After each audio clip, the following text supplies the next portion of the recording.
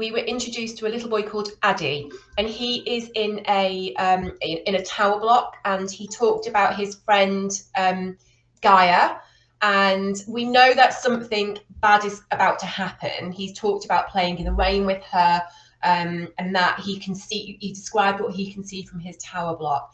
So I'm going to start reading. We're going to read from chapter 3 to chapter 6 today. It shouldn't take too long, and then we'll have a little chat about what we've read. Chapter 3. One of the things I like best about our flat is that you can see just about anything from the window. You just need to know where to look. I could always see the old man who slept on a bench in the park with no shoes on, and the delivery van that parked on the pavement to bring crates of milk to the little row of shops. I could even see the little grey bodies of the two thin dogs who walked behind their owner in a line every morning. I came to recognise different people and even knew what sort of time I would see them. I always liked spotting new things though, and things that you wouldn't be able to see if you walked past on the street, but that only I could see from high up.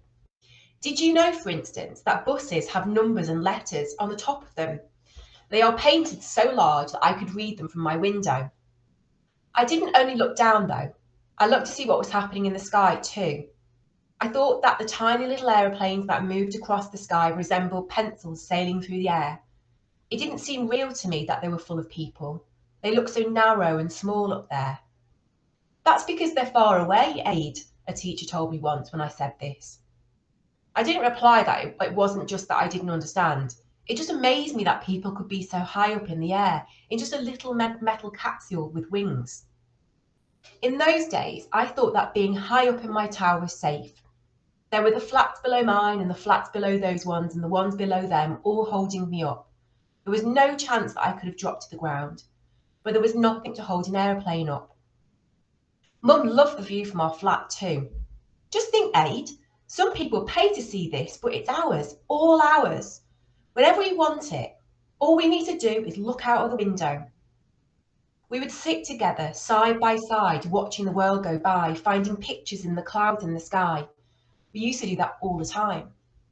It's been weeks and weeks since that happened, but I can still remember the last time exactly. I had come into the sitting room, swinging my school bag and falling asleep what Gaia had heard on the radio and would sing under her breath all the time without realising. I didn't really like to sing out loud in front of anyone else, even my mum and Gaia. I usually just did it in my head, but I didn't think Mum would be there. That's beautiful, Aid. Come and sing to me. I looked up to see Mum sitting by the window. Her eyes looked a bit red and she was wearing a dress that I hadn't seen in a long time, but for some reason made me think of bedtimes in the summer. The times when you go to bed and it's still light outside and you have the funny tiredness in your head that comes from playing in the sun all day. Sit with me and tell me about your day. I dumped my bag on the floor and went to sit next to her. She rested her hand on my head as if she was checking to see if I was ill. What did you do at school today? Nothing. Nothing again, I see, she said. What did you do today, Mum? She looked at me mischievously, her eyes twinkling. Today, she said, nothing. She laughed and gave me a little knock on the head and went into the kitchen. She came back out holding a cup full of bowls of ice cream. Here you go, pet. Sometimes nothing can be tiring, she said, handing me a spoon and a bowl. It was funny, because when my mum gave me the ice cream, all I could think of was, where did she get it from? I should tell you a little bit more about my mum. She's not like other mums in some ways, and in others she definitely is. She tells me to brush my teeth. Sometimes she reads to me just before I fall asleep. She has a beautiful face that tells people who haven't met her before that she is kind, but also that she's funny. I think she has the loveliest smile I've ever seen. It's the kind that creeps up on you, and then before you know it, her whole face is lit up by it and it beams down on you as well. Mum's the only one who came up with my name. I mean, I know that everyone's mum gives them their name, but when I was in reception, there were two of us called Adiola and a fair few named Adasoy and Adiyam and Adafemi. And it's my mum just called me Aid or Addy. Nice and simple, Mum said. Everyone calls me that now. I think they've forgotten my full name. Adiola feels a little bit alien to me now. Only sometimes Gaia says something like Adiola, I wasn't finished talking, you know, if she gets cross with me for interrupting. And it takes me a second to realise that she's actually talking to me. The thing with my mum is, she doesn't like going out of the flat much. She doesn't go out at all, actually. It was something that's always made us change the way we do things, so I've learned pretty much to get along with it.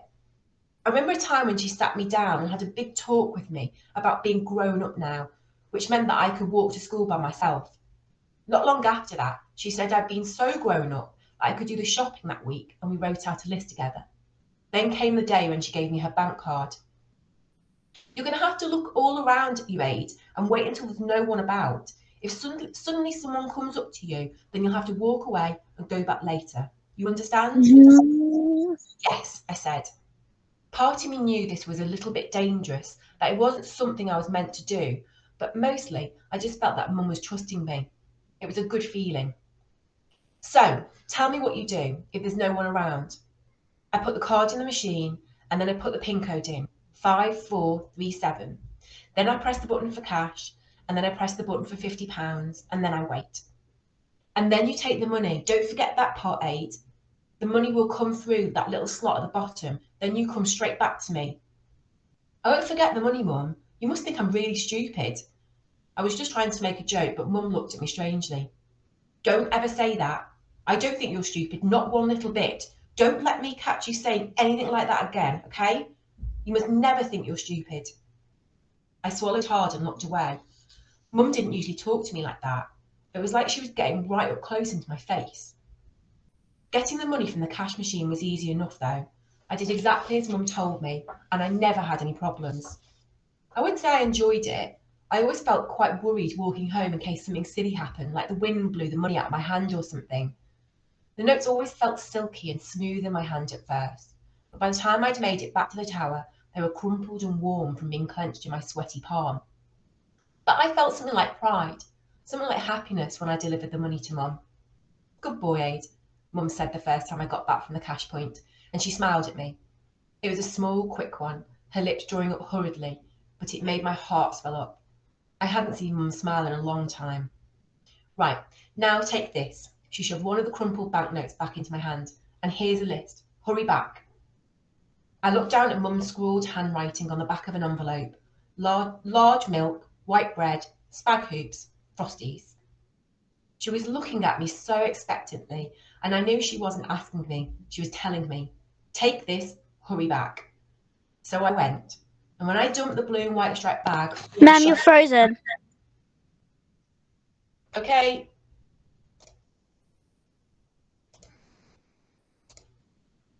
Can you see me now? Yeah.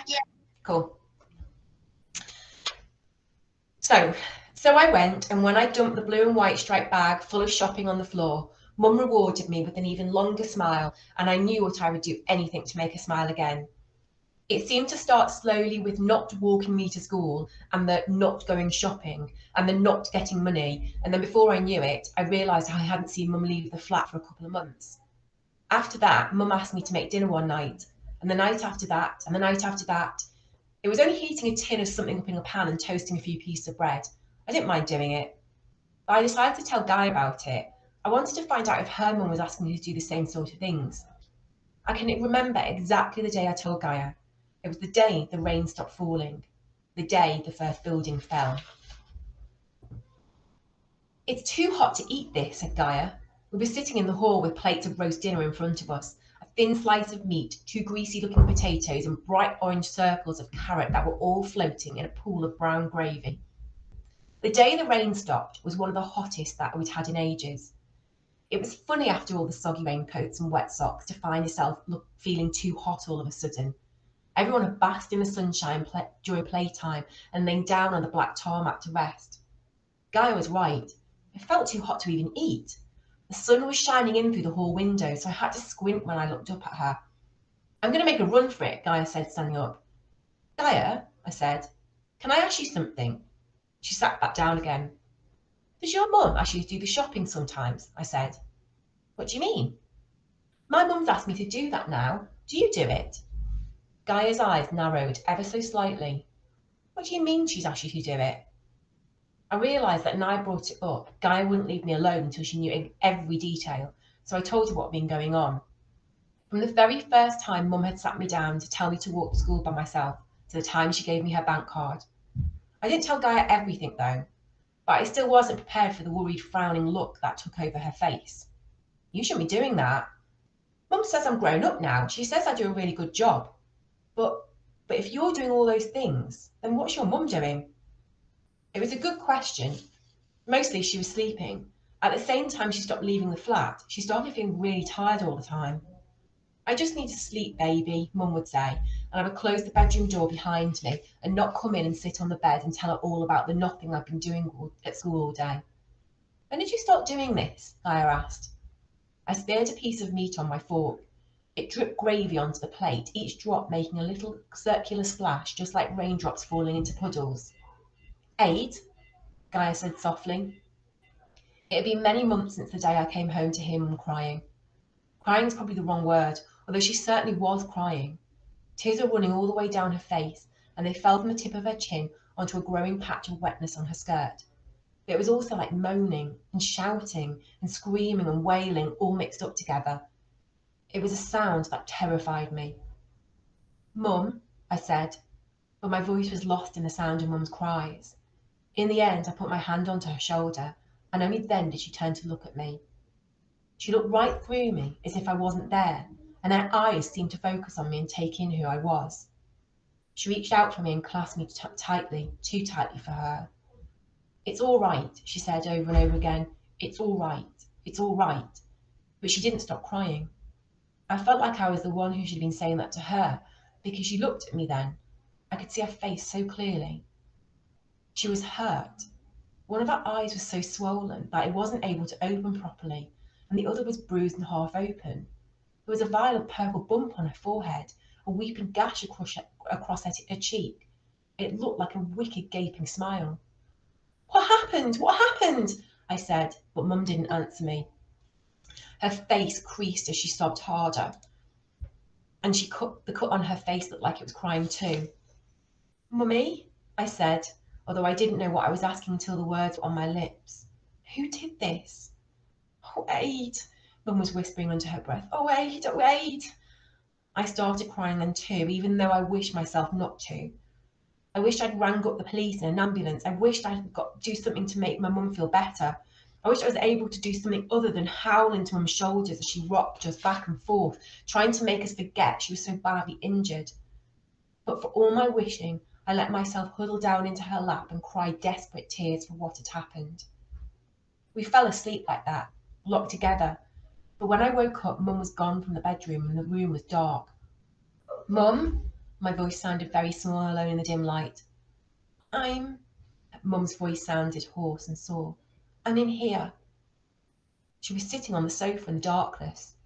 I felt glad that there was no lights on, so I wouldn't have to look at her poor mangled face, and then I felt ashamed of myself. Mum! I cried out like she'd been lost to me, and I climbed into her lap once more and buried my face into the soft fabric of her jacket. It struck me then that she hadn't even taken her coat off all this time. It's all right, Aid, it's all right, go back to sleep, Mum said, and I did. I knew that something bad had happened, but I couldn't ask Mum what it was. I tried to, I really did, but I couldn't force the words out of my mouth. I felt scared, wondering my Mum had been so terribly hurt, scared that it would happen again. Perhaps that was one of the reasons I didn't mind doing the shopping. At least if I did it, I knew nothing bad would happen to Mum. She was safe if she was at home.